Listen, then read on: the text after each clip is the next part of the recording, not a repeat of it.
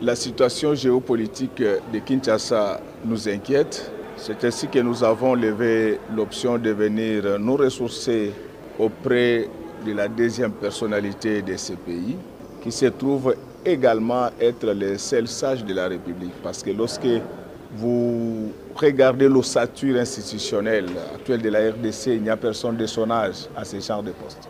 Nous l'avons étudié à l'école et aujourd'hui nous faisons la politique avec lui. Nous avons estimé qu'il a beaucoup de choses à nous dire et beaucoup de choses à faire en faveur des Kinoises et Kinois.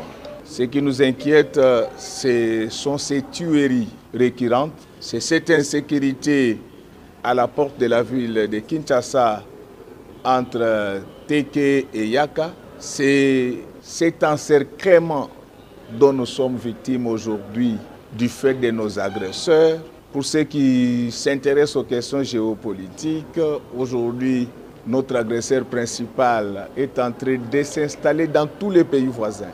Mais nous avons constaté que cette question est traitée avec beaucoup d'incurie. C'est ainsi que nous étions venus au pied du président de l'Assemblée nationale pour qu'il réveille le gouvernement et que cette question soit traitée avec beaucoup de tact parce que Kinshasa, c'est le siège des institutions.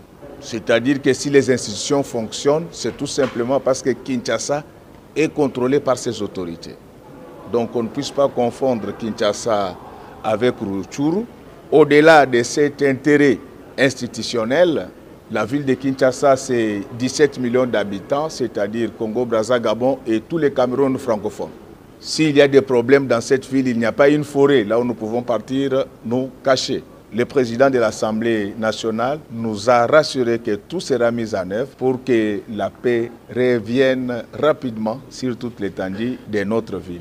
Et l'occasion faisant les larrons, nous voulons dire à la population que la sécurité est une affaire de tous, que chacun de nous soit vigilant et Dieu nous gardera.